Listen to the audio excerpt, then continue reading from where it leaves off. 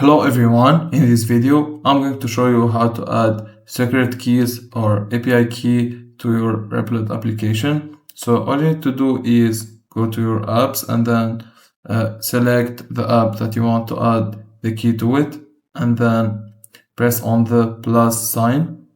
It will show you tools. You search for secrets, you will see secrets here.